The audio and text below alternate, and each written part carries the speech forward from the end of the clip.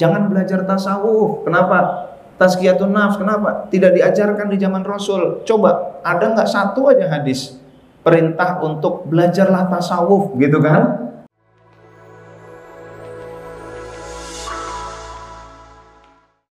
Sangat penting ya tentang tazkiyatun nafs. Saking pentingnya kajian ini, Allah berfirman, bersumpah sampai 11 kali. A'udzubillahi minasyaitonirrajim. Bismillahirrahmanirrahim. Wasyamsi wa duhaha wal qamari idza talaha wan nahari idza jallaha wal laili idza yaghshaha was samaa'i wa ma banaha wal ardi wa ma tahaha wa nafsin wa ma sawwaha. 11 kali Allah sumpah, rekor dalam Al-Quran. Fa'alhamaha fujuraha wa taqwaha. Nah, apa setelah 11 sumpah itu? Qad aflaha man zakkaha. Sungguh beruntung orang yang membersihkan jiwa. Sungguh beruntung orang yang tazkiyatun nafs. Jadi seringkali Allah ingin mengungkapkan sesuatu diawali sumpah-sumpah dulu. Was-samaa'i dzatil buruj wal yaumil maw'ud wa syahidin wa mashhud. Nah, 3 ya. Nah, dan lain sebagainya. Nah, hadirin dan hadirat yang dimuliakan oleh Allah, maka tazkiyatun nafs ini memiliki sebuah peran yang sangat penting. Karena untuk menyatakannya saja Allah sampai 11 kali bersumpah. Nah, sungguh beruntung orang yang tazkiyatun nafs. Maka beruntung juga orang yang datang ikut kajian tazkiyatun nafs. Amin ya rabbal alamin. Nah, hadirin dan hadirat yang dimuliakan oleh Allah, kita berbicara tentang tazkiyatun nafs itu tidak lepas dari sebuah hadis. Kalau ada umul kitab, yaitu surah Al-Fatihah. Kenapa disebut umul kitab? Semua lahir dari situ. Semua lahir dari ibu. Maka mana umul hadis? Nah, itu ulama menganggap umul hadis ini nih yang sekarang ini. Inilah big picture dari agama Islam. Nah, ini saya sampaikan teman-teman hadirin dan hadirat yang dimuliakan oleh Allah. Yaitu ini hadis yang membahas tentang Islam, iman dan ihsan. Sayyidina Umar bin Khattab berkata, "Bainama nahnu inda Rasulullah sallallahu alaihi wasallam dzata yaumin idh tala alaina rajulun syadidu bayadhi thiyab syadidu sawadi sa'ar la yura alaihi atharu safar wa la ya'rifuhu minna ahad." Dalam Arba'in Nawawiyah, ini hadis yang kedua. Sayyidina Umar bercerita, lagi enak-enak duduk, tiba-tiba datang ke tengah-tengah kami laki-laki pakaiannya sangat putih bersih, rambutnya sangat hitam legam, nggak ada tanda-tanda perjalanan, dan kami tidak ada yang kenal. Ini aneh. Kalau dia orang jauh, pasti ada tanda-tanda perjalanan. Minimal dekil and dekumel and dekucel, gitu ya. Tapi kalau dia orang deket, loh kita nggak ada yang kenal. Siapa nih? Aneh nih, misterius nih orang. Tiba-tiba datang menghadap Nabi, lututnya ditempelkan dengan lutut Nabi. Makin kaget lagi Sayyidina Umar. Perasaan kita sering bersama beliau. Ini ada orang akrab banget, tapi kok kita nggak kenal. Tangannya ditempelkan ke paha Nabi. Lalu dia pun berkata kepada Nabi Muhammad SAW, "Qala ya Muhammad, wahai Muhammad." Nah, ini juga bikin kaget Umar bin Khattab. Manggilnya ya Muhammad, main Muhammad aja gitu ya, bukan ya Rasulullah gitu kan. Nah, kalau sahabat-sahabatnya ya Rasulullah, ini ya Muhammad. Akhbirni anil Islam, jelaskan padaku tentang Islam. Rasul menjelaskan Islam itu 5 butir. Anta syahada alla ilaha illallah wa anna Muhammadar Rasulullah wa tuqimas shalah wa tu'tiyaz zakah wa tasuma Ramadan wa tahujjal baita in istata'ta ilaihi sabila. Rukun Islam yang 5 yang kita kenal sampai sekarang. Islam itu adalah syahadat, sholat, puasa, zakat, dan juga haji. Nah, itu ya. Lalu setelah selesai dijawab oleh Rasul, tamu tadi berkata, "Shadaqta, engkau benar." Sayyidina Umar kaget. Fa'ajibna lahu yas'aluhu wa yusaddiquhu. Kami kaget, dia nanya tapi dia membenarkan. Apa dia lebih tahu? Wah, awas loh, pulang lewat mana gitu kan bahasa kita ya. Wah, songong nih sama guru kita nih, sama nabi kita. Lalu dia bertanya lagi tuh tamu, Qala fa akhbirni anil iman. Jelaskan padaku tentang iman. Rasul menjawab, qala antu'mina billahi wa malaikatihi wa kutubihi wa rasulihi wal yaumil akhir wa tu'mina bil qadari khairihi wa syarri. Iman itu percaya Allah, malaikat, kitab, rasul, kiamat, takdir. Nah itu. Lalu tamu tadi berkata, sodakta, engkau benar. Wah, siapa lagi nih ya? Lagi-lagi dia membenarkan, kayak dia lebih tahu, lebih awal aja.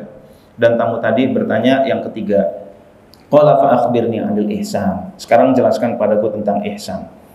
Rasul menjawab, anta'budallaha ka'annaka tarahu fa illam takun tarahu fa innahu yaraka. Engkau beribadah kepada Allah seakan-akan engkau melihat Allah, dan ketika engkau tidak bisa melihat Allah, sesungguhnya Allah sedang melihatmu. Ihsan itu adalah beribadahlah bagaikan dilihat oleh Allah. Nah, kalau lagu anak-anaknya begitu tuh. Nah, lalu tamu tadi belum selesai. Qala fa akhbirni 'anis sa'ah. Jelaskan padaku tentang kiamat. Rasul menjawab, mal mas'ulu anha bi'alama minas sa'il. Enggak ada orang yang ditanya tentang kiamat lebih tahu dari yang bertanya. Fa akhbirni an amaratiha. Kalau gitu jelaskan tanda-tandanya. Rasul menjawab dalam hadis ini, antalidal amatu rabbataha. Nanti kalau udah zaman wis akhir, akan engkau jumpai sahaya wanita melahirkan tuannya. Nah, ditafsirkan oleh ulama, nanti kalau udah mau zaman wis akhir itu banyak anak bergaya. Kalau katanya kan kalau orang tua kaya, anak jadi raja. Kalau anak kaya, orang tua jadi pembantu. Nah, ada nggak zaman sekarang begitu tuh? Ada, udah kayak pembantu gitu kan? Ya Allah, kayak budak. Nah, lalu akan engkau jumpai dan engkau lihat orang-orang yang biasa bertelanjang kaki dan badan, miskin, penggembala kambing, sekarang bermegah-megahan dalam membangun gedung. Nanti maksudnya ya. Jadi kaum yang biasa bertelanjang kaki, menggembala kambing, itu sekarang mereka berlomba-lomba membangun gedung. Nah, gedung tertinggi sekarang ada di mana? Nah, di Arab ya, sekitar Arab situ. Kalau kita umroh tuh di yang ada onta-onta gitu kan, mereka bertelanjang kaki masih susu onta, meskipun kadang dilarang juga. Nah, itu gedung. Yang kedua mungkin di Malaysia ya, apa namanya, Gedung Merdeka apa 118 ya, dan lain-lain. Tapi Saudi, apa namanya, Uni Emirat Arab dan lain sebagainya itu lagi berlomba-lomba. Oke. Itu zaman wis akhir. Lalu akhirnya tamu tadi pulang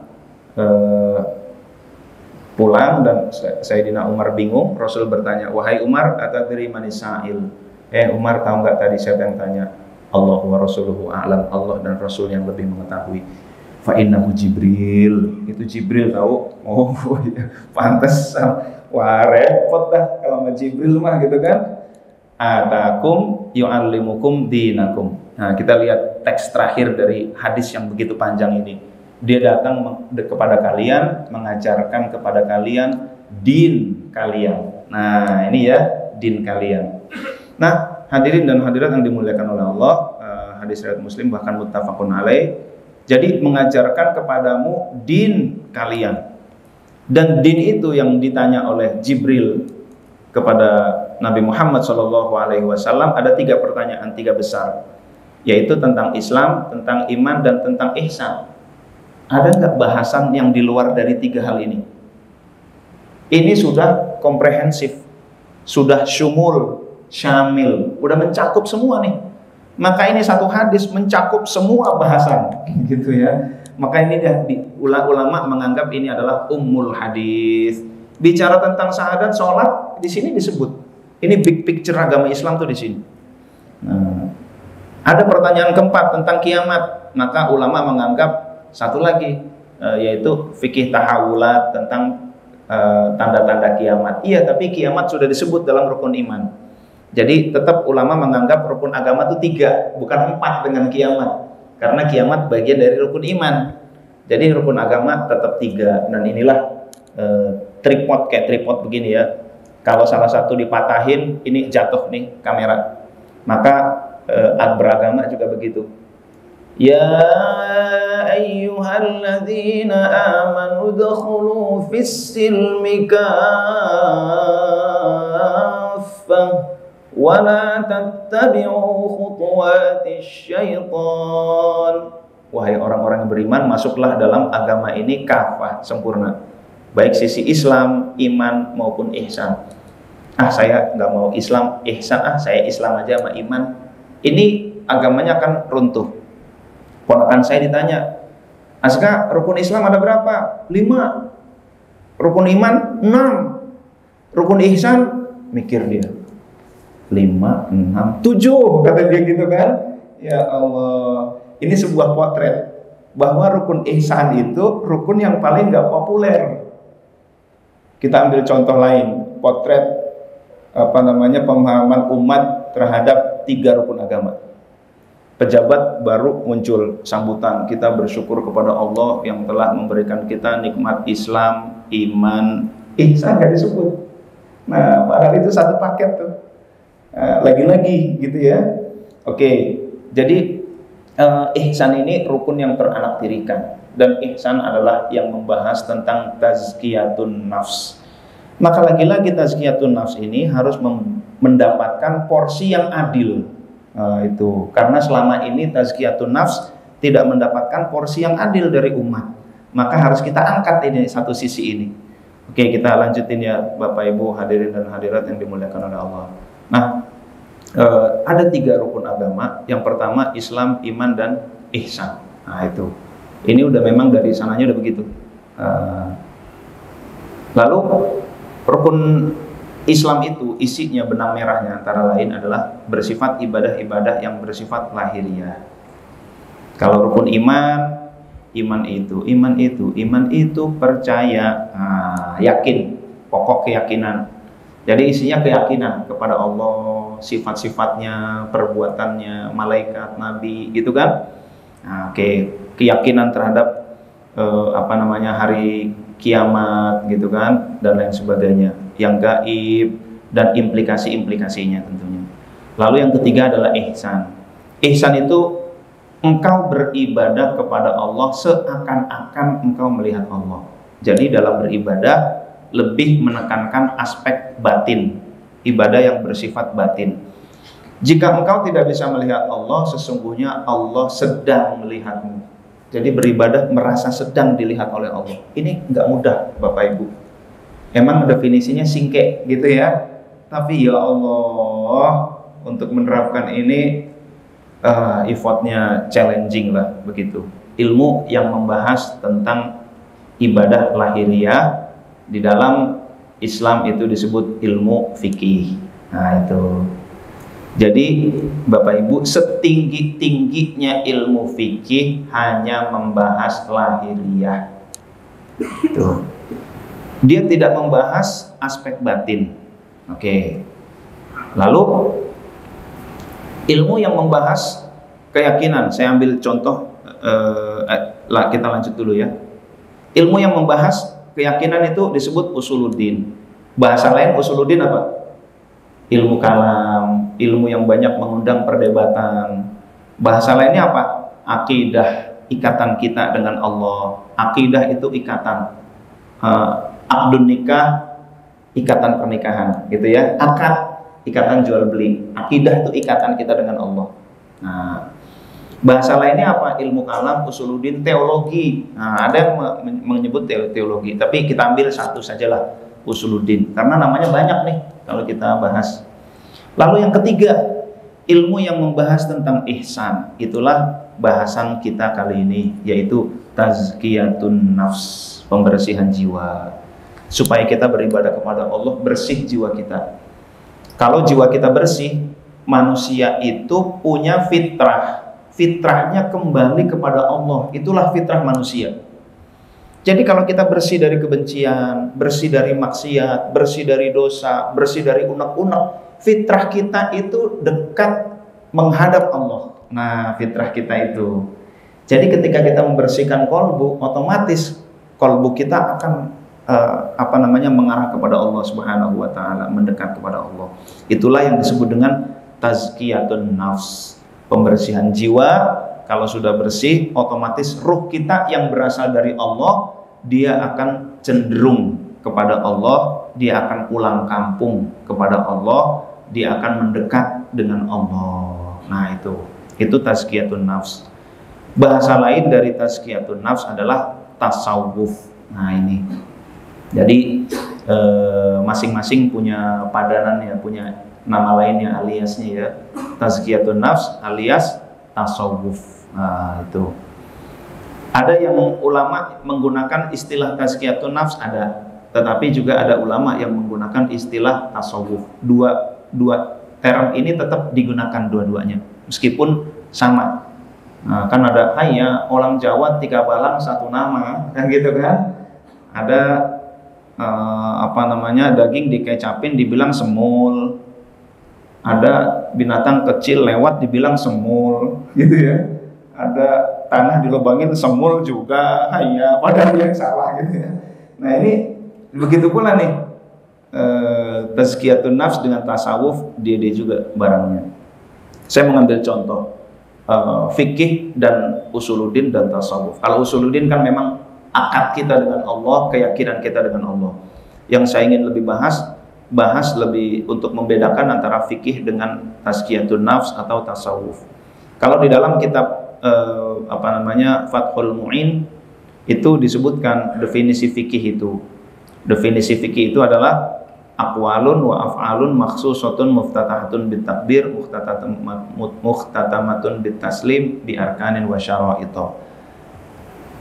Salat adalah rangkaian ucapan dan gerakan tertentu, diawali takbir, diakhiri salam. Nah, mari kita lihat kata-katanya ya, diksinya ya. Ucapan dan gerakan tertentu, diawali takbir, diakhiri salam. Jadi sholat isinya ucapan dan gerakan, nggak ada di situ khusyuk. Yang penting ucapannya udah bener, gerakannya udah bener, sholatnya sah. Tuh, itulah fikih.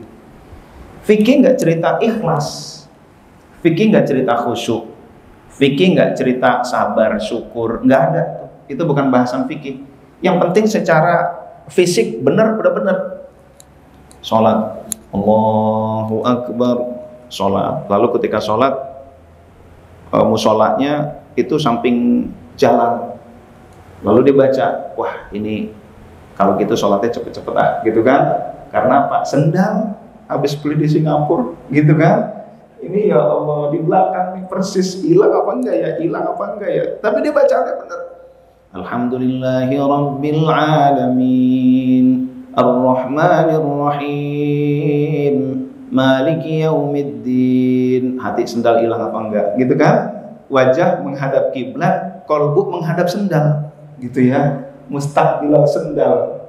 Itu bukan mustaqbilal kiblat, dia badan mustaqbilal kiblat, tapi kolbu mustaqbilal sendal. Nah itu. Wah kalau gitu bacanya cepet-cepet. Inna a'tainakal kautsara fasholli li rabbika wanhar inna syani'aka huwal abtar. Ruku Allahu Akbar. Karena dia pakai celana sambil ngintip dikit, masih ada gak tuh sendal? Oh ada gitu ya. Sami Allahu liman hamidah. Itu minimalis sholatnya. Yang penting biqadri subhanallah, itu cukup sekedar subhanallah, sujud lagi. Yang penting subhanallah udah nyampe, Allahu Akbar. Yang kedua al-ikhlas, begitu ya. Jadi gerakan nggak ada yang salah tuh, ucapan nggak ada yang salah. Sholatnya sah nggak kira-kira? Sah. Khusyuk nggak dia? Nggak khusyuk. Khusyuk bukan bahasan fikih, khusyuk bahasan tazkiyatun nafs. Nah itu, disinilah pentingnya tazkiyatun nafs, disinilah pentingnya tasawuf. Jadi kalau kita hanya mempelajari fikih, ya udah ibadah kita ibadah lahiriahnya saja. Jadi diawali dengan takbir, diakhiri dengan salam. Maka bahasan fikih itu usolli termasuk nggak, gitu kan? Nah ini bahasan fikih ini. Usap muka termasuk nggak? Salaman kanan kiri termasuk nggak? Maka berdasarkan definisi di atas itu usolli nggak termasuk, karena sholat maghrib itu yang batal itu sholat yang pakai usolli. Contoh sholat maghrib, Allahu Akbar usolli fardul maghribi. Nah ini batal ya. Nah itu karena sholat diawali takbir, sebelum takbir mau usolli boleh, nggak juga boleh. Takbiratul ihram, takbir pengharaman. Sebelum takbir ngomong boleh, setelah takbir haram. Sebelum takbir makan minum halal, setelah takbir haram, itulah takbir pengharaman. Nah, setelah takbir banyak yang haram di situ, kecuali yang disyariatkan saja. Maka itu disebut takbiratul ihram, takbir pengharaman. Nah, atau kalau dalam haji diawali ihram. Nah itu ihramnya takbiratul ihram. Maka usolli boleh, ngomong boleh, ngobrol boleh, jungkir balik boleh sebelum takbir. Nah, ini bahasan fikih nih namanya begini. Setelah salam, mau doa boleh, kabur boleh, jungkir balik boleh, salaman kanan kiri boleh. Ini bahasan fikih ini, namanya bahasan fikih. Nah itu. Nah, tapi fikih lagi-lagi tidak bicara tentang kekhusyuan. Maka orang kalau hanya mendalami fikih, dikhawatirkan sholat yang tidak kunjung khusyuk. Udah puluhan tahun sholat, tapi khusyuknya nggak dapat gitu kan. Ya ini indikator bahwa secara fikih KPI fikihnya udah bagus, tapi KPI tazkiyatun nafs masih rendah. Itu adalah sholat rajin tapi nggak khusyuk nih, itu indikatornya seperti itu. Nah, hadirin dan hadirat yang dimuliakan oleh Allah Subhanahu wa taala, kita lanjut tentang 3 ilmu. Maka 3 ilmu tadi adalah ilmu yang menurut Syekh Abdul Somad Al-Falimbani, orang Palembang. Kalau sekarang Syekh Abdul Somad apa nih? UAS dari mana tuh? Aryawi ya, atau Al-Madani Medan gitu ya, atau apalah, batu bara soalnya ya. Dulu Syekh Abdul Somad Al-Falimbani, salah satu ulama kita mengatakan dalam kitab Sayyidus Salikin bahwa ilmu yang fardu ain itu ada 3, yaitu ilmu fikih, ilmu usuluddin, ilmu tasawuf. Pertimbangannya apa? Karena 3 ilmu itulah 3 ilmu yang membahas 3 rukun agama. Nah, 3 ilmu yang membahas tentang big picture agama Islam. Oke, kita lanjut dulu sampai ini tentang ilmunya ya. Lalu kalau memang ilmu fikih, usuluddin, tasawuf ada, bagus, kenapa tidak diajarkan di zaman Rasul? Nah ini, jangan belajar tasawuf, kenapa? Tazkiyatun nafs, kenapa? Tidak diajarkan di zaman Rasul. Coba, ada nggak satu aja hadis perintah untuk belajarlah tasawuf gitu kan? Nah itu, mari kita bahas dulu perkembangannya. Jadi di awal adanya Islam, turunnya Islam itu yang ada perintah, larangan, tambah contoh lah dari Rasul. Kalau beliau perintahkan pasti beliau contohkan. Lalu ketika perintahnya tentang sholat, puasa, zakat, maka dan larangannya tentang berzina, mencuri, berjudi, ini masuk kategori ibadah-ibadah lahiriah. Maka ulama menganggap, oh kita klasifikasi ini masuk dalam ilmu fikih. Nah seperti itu. Ketika perintahnya tentang keyakinan-keyakinan, apakah iman kepada Allah, malaikat, kitab dan sebagainya, larangannya juga tentang keyakinan, kafir, murtad, maka ini masuk ranah usuluddin. Nah itu tauhid, akidah, teologi, ilmu kalam dan lain-lain. Lalu ketika perintah dan larangannya itu yang terkait dengan aspek batin di dalam ibadah, maka ini masuk dalam ranah tasawuf. Nah itu perintah khusyuk, ya Rasul khusyuk, kakinya sampai bengkak-bengkak. Sayyidina Ali ya khusyuk, beliau dicabut panah nggak terasa. Rabi'atul Adawiyah, generasi tabi'in ya khusyuk, beliau kalau sholat semalam nggak terlalu banyak, cuma 1000 rakaat. Banyak sekali ya Rabi'atul Adawiyah. Nah, kita mau tiru-tiru susah, besoknya kerja gitu kan. Rabi'atul Adawiyah nggak punya suami, dia hidup sebatang kara, bisnis nggak punya, nggak ngurusin, ya udah sholat banyak. Kalau kita ibadahnya bentuknya beda, bentuknya kerja, bentuknya pengabdian kepada negara, macam-macam lah bentuk ibadah ya. Oke, kita lanjutin. Jadi khusyuk, ikhlas, syukur, perintah, sabar itu masuk dalam ranah tasawuf. Jadi kalau kita ibadahnya kurang khusyuk, berarti yang perlu ditambahkan tasawufnya. Kalau kita masih jauh dari ikhlas, kok susah banget ya ikhlas ya, berarti perlu ditingkatkan tasawufnya. Syukurnya ini tipis, ngeluh terus manusia. Dalam riset yang dilakukan oleh Hal Urban, dokter di bidang psikologi dari Amerika, manusia itu banyak mengeluh. Dan dicek dalam satu hari manusia yang tidak mengeluh berapa orang. Ternyata riset dilakukan kepada 7.000 orang, baru ditemukan 1 orang yang selama 24 jam tidak mengeluh. Manusia mengeluh terus. Riset dilanjutkan selama 23 tahun. Ternyata baru ditemukan 4 orang yang selama 24 jam tidak mengeluh. Ngeluh terus. Berangkat kerja pakai motor, ngeluh. Melihat di samping ada mobil mewah, enak tuh berangkat pakai mobil. Di luar panas, di dalam adem. Di luar berdebu, di dalam bersih. Di luar hujan, di dalam kering. Enak banget dia, gitu kan? Si mobil ngelirik ke motor, enak banget berangkat kerja pakai motor, gitu kan? Merah, dia duluan hijau. Kita udah repot banget gitu ya, macet, mana harus meeting, aduh malu kita sebagai tuan rumah masa meeting terlambat. Enak banget tuh motor, main ngacir aja, gitu kan? Sama-sama ngeluh, pakai motor ngeluh, pakai mobil ngeluh. Manusia ini makhluk pengeluh. Artinya yang kurang rasa syukurnya. Semakin tinggi mengeluh, semakin rendah syukurnya. Nah itu. Jadi hadirin dan hadirat yang dimuliakan oleh Allah, berarti yang kurang tasawufnya. Sabar juga begitu. Itu ya, berat nih. Takabur, ujub termasuk. Ada hal yang lebih challenging lagi dari maksiat.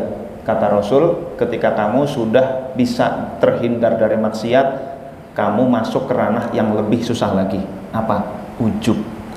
Merasa diri ajib, gitu kan? Merasa diri hebat. Ujub itu nggak perlu orang. Ujub itu di kamar cukup sendiri, udah cukup. Ujub itu kayaknya gue paling hebat nih, kayaknya gue paling mulia, gitu kan? Kayaknya paling bersih, kayaknya paling bertakwa. Nah itu udah cukup. Ketika merasa hebat itu ingin orang lihat bahasa Arabnya ro'a, maka dia jadi riya. Ketika rasa hebat itu ingin diperdengarkan kepada orang lain, mendengar bahasa Arabnya sami'a yasma'u, maka jadilah sum'ah.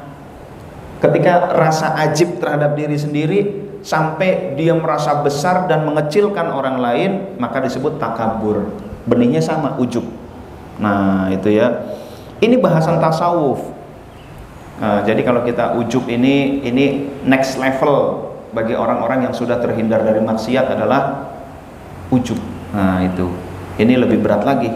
Nah ini bahasan tasawuf. Maka kalau kita jangan belajar tasawuf karena tidak ada di zaman Nabi. Iya, di zaman Nabi yang ada perintah, contoh, larangan. Fikih ada nggak di zaman Nabi? Nggak ada nama ilmu fikih tuh. Nama ilmu akidah, usuluddin, teologi nggak ada di zaman Nabi. Nabi memberikan perintah, contoh, larangan. Yang ngasih nama ilmu itu adalah ulama. Jadi kalau jangan belajar tasawuf karena tidak ada di zaman Nabi. Kalau gitu jangan belajar juga dong fikih. Ada nggak Nabi menyuruh belajar fikih? Nggak ada. Ilmu fikih nggak ada. Fikih di zaman Nabi itu mendalami agama, gitu. Man arada bihi khairan yufaqihu fiddin. Orang yang dikehendaki kebaikan oleh Allah, Allah dalamkan agama. Bukan Allah pelajarkan dia ilmu fikih, bukan. Nah, jadi ini 3 serangkai yang di zaman Nabi nama ilmu ini tidak ada. Maka nama seringkali dibuat oleh ulama. Nah, seperti itu. Nah, begitu pula ilmu tajwid, ilmu nahwu shorof di zaman Nabi yang nggak ada. Bahkan dulu Quran belum ada titik-titiknya, belum ada harokatnya, gitu kan? Nah, itu jadi kalau kita seluruhnya kita lihat di zaman Nabi ada apa enggak, lalu yang enggak ada dilarang, ya ini salah kaprah. Memang namanya enggak ada, prakteknya yang ngajarin justru Nabi. Siapa guru khusyuk? Nabi. Siapa guru ikhlas? Nabi. Guru syukur sabar? Nabi. Maka kalau kita jangan belajar tasawuf, enggak usah khusyuk, enggak usah ikhlas, enggak usah sabar, enggak usah syukur, itulah dampaknya. Akhirnya sholatnya enggak khusyuk-khusyuk, gitu kan? Nah, itulah hadirin dan hadirat yang dimuliakan oleh Allah Subhanahu wa taala. Lalu saya ingin contoh di dalam kitab tasawuf apa? Rahasia bersuci, rahasia sholat, rahasia zakat, lebih kepada batin. Rahasia haji, adab. Nah, adab ini sikap hormat kita. Nah, dan lain sebagainya. Karakter building ada di situ. Terplesetnya lisan, gitu ya. Lalu mana dalilnya di dalam Al-Qur'an? Yaitu dalil kebersihan kolbu, semua dalil untuk tazkiyatun nafs. Semua dalil kebersihan kolbu adalah dalil tasawuf. Yauma la yanfa'u malu wala banun illa man atallaha biqalbin salim. Pada hari anak-anak tidak berguna kecuali yang menghadap Allah dalam keadaan kolbu yang bersih. Nah itu ya. Lalu di dalam hadis lain dalil yang menyatakan tentang kebersihan kolbu tadi adalah dalil tazkiyatun nafs. Sesungguhnya Allah tidak melihat jasad dan rupamu, yang Allah lihat kolbumu. Iya kamu rajin, iya kamu bersih, bukan itu yang Allah lihat. Kamu tidak menyimpang itu motifnya apa? Itu. Kalau motifnya karena CCTV bukan karena Allah, itu yang dilihat. Why? Nah itu motifnya apa? Itu yang dilihat oleh Allah. Oke. Jadi yang Allah lihat kolbumu. Nah seperti itu. Bagaimana? Saya akhiri dengan beberapa pendapat ulama. Ulama berpendapat tentang tasawuf dengan fikih ya. Jadi Imam Hanafi ini, Imam Abu Hanifah ini, beliau, untung saya bertemu dengan Imam Ja'far Shadiq. Saya tahu teorinya, tetapi 2 tahun saya bersama Imam Ja'far Shadiq, saya mendapatkan ilmu spiritual. Laula sanatan lahalaka Nu'man, kata Imam Hanafi. Kalau bukan karena 2 tahun, Nu'man telah celaka, kata dia. Imam Malik berkata, kalau dalam bahasa Arabnya, man tasawwafa walam yatafaqqah faqad tazandaqa. Siapa yang bertasawuf tapi tidak berfikih, zindik dia, kebatinan doang. Saya nggak perlu ibadah, sholat nggak perlu, saya nggak perlu haji, sing penting eling. Nah ini dia nih, sing penting eling. Iya ente eling, kolbu ente merasa baik, tapi nanti giliran dihisab sama Allah, yang bicara tangan. Akan datang hari mulut dikunci. Nah itu kan, berkata tangan kita tentang apa yang dilakukannya. Ya Allah, dulu aku nggak dipakai ibadah, ya Allah, eling doang, ya Allah, gitu kan. Ya Allah, al-yauma nakhtimu ala afwahihim wa tukallimuna aydihim wa tashhadu arjuluhum bima kanu yaksibun. Tangan dan kaki akan bersaksi. Nah itulah Bapak Ibu, bertasawuf tapi tidak berfikih, cuman eling. Nah ini bahaya. Kadang sholat Jumat nggak usah, ada yang begitu tuh. Yang penting zikir, haji enggak, duit udah banyak. Orang kalau duit udah banyak nggak daftar haji, itu insya Allah sampai mati nggak bisa haji. Nah itu kalau meremehkan haji nih. Nah itu ya. Oke. Lalu kita lanjutin, wa man tafaqqaha wa lam yatasawwaf faqad tafassaqa. Siapa yang berfikih tapi tidak bertasawuf, dia sesat. Kirain ibadahnya udah bener, kirain ibadahnya udah banyak, salah semua. Ternyata sholatnya nggak khusyuk, nggak madep kepada Allah, ibadahnya nggak madep. Itu ya. Wa man jama'ahuma faqad tahaqqaqa. Siapa yang menggabungkan fikih dengan tasawuf, dialah yang mencapai kebenaran, kata Imam Maliki. Ini saya kutip imam-imam fikih. Imam-imam fikih mewanti-wanti, hati-hati, ente jangan cuma fikih nih, ente bakal tersesat gitu. Satu lagi kata Imam Syafi'i. Imam Syafi'i berkata, faqihan wa sufiyan falaysa wahida wa inni wa haqqullahi iyakan sahu. Berusahalah engkau menjadi menguasai fikih dan menjalani tasawuf. Jangan jadi salah satunya aja. Kenapa? Sesungguhnya aku benar-benar yang nasihatin kepada kamu ya, kata Imam Syafi'i. Orang yang hanya mempelajari fikih saja, tidak menjalani tasawuf, dia tidak akan mendapatkan kelezatan takwa. Dia kolbunya keras. Ini kata ahli fikih nih. Sedangkan orang yang menjalani tasawuf saja, dia berubah jadi orang bodoh. Bagaimana bisa orang bodoh itu berbuat kebaikan? Kata Imam Syafi'i gitu. Qasin, di sini kita lihat, fadzalika qasin. Orang yang berfikih saja tapi tidak bertasawuf, qasin, kolbunya keras. Semuanya serba disalahin sama dia, semua serba dibenci sama dia. Kenapa? Kolbunya keras. Inilah radikalisme. Nah itu ya, radikalisme itu fikih tanpa tasawuf kalau menurut Imam Syafi'i. Nah jadi begitu. Nggak ada rasa takwa, itu nggak ada. Nikmat ibadah nggak ada. Semua seandainya nikmat. Bapak Ibu hadirin dan hadirat yang dimuliakan oleh Allah, ada 3 rukun agama, Islam, iman, dan ihsan. Maka 3 ilmu yang fardu ain menurut beberapa ulama adalah fikih, usuluddin, tazkiyatun nafs atau tasawuf. Dan fikih tanpa tasawuf hanya melahirkan radikalisme dan tidak adanya kenikmatan di dalam beribadah. Tasawuf tanpa fikih hanya melahirkan kebodohan dan kafir zindik.